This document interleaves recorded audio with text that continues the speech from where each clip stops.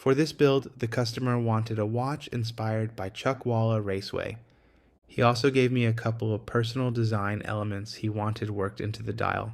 The number 213, which comes from a tattoo he has, and the word focus. So that gave me the starting point for the design. Before painting, I needed a better way to hold the dial while using the airbrush. On one of my last videos, BK Custom Watches commented that I should stick the dial to a popsicle stick with double-sided tape. I was actually out of popsicle sticks, so I grabbed a skewer instead. And honestly, it worked pretty well. I tested the airbrush first and then started laying down the base coat. For this dial, I went with a really deep navy blue. The dial moved around a little bit while I was spraying it. I think I had the PS I turned up a little too high, but the skewer setup still worked, and I was able to get a pretty even coat across the dial. Once I was happy with the coverage, I set it aside and let it cure for about 24 hours. And this is the dial the next day. The paint had fully cured, and I was really happy with how the navy came out. Next, I laid out some sandpaper and started sanding back the top layer of paint. The idea here is to remove the blue from the raised areas and expose the brass underneath. That brings the indices, logo 213, and the rest of the engraved design back out. I go back and forth a few times, add a little water, and try to keep pretty even pressure across the dial.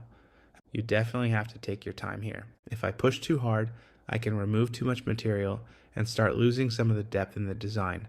So I'd rather go slow, check it, and keep working it little by little. Once I was happy with that, I cleaned everything up and moved on to painting the details. These are some new brushes I picked up recently. I really like these for this kind of work, especially when I'm getting into the smaller areas of the dial. Before getting into the red, I went back around the outside edge with the same navy blue. You can see there were still a few spots where the brass was showing through around the edge. Even though most of that is going to disappear once the dial is inside the case, I still like cleaning it up. So I went around the entire edge and gave it a consistent navy finish. Then it was time for the red. For this one, I'm using a really bright, brilliant red.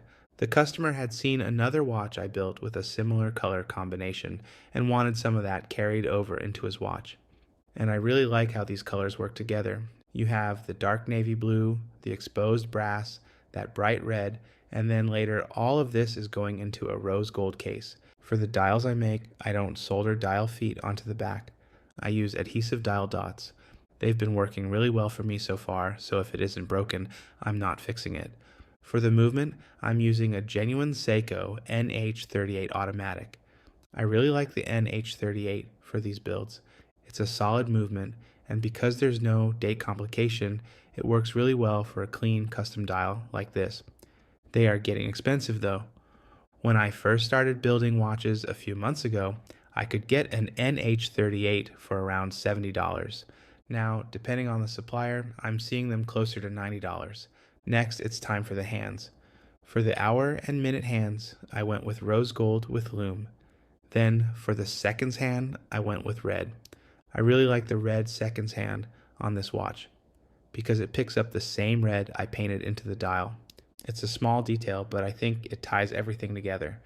I use a little Rodico to help get the hands into position, press them into place, and then check everything to make sure the hands are aligned and clearing each other.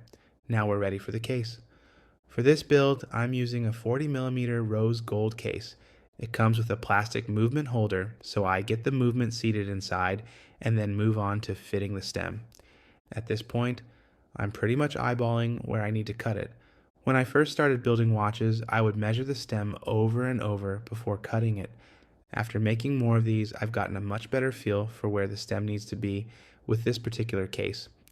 Once the stem length is right, I install the crown and get everything fitted together. Then, of course, I've got my little yellow case back ball. I use that to get the case back nice and tight without scratching everything up.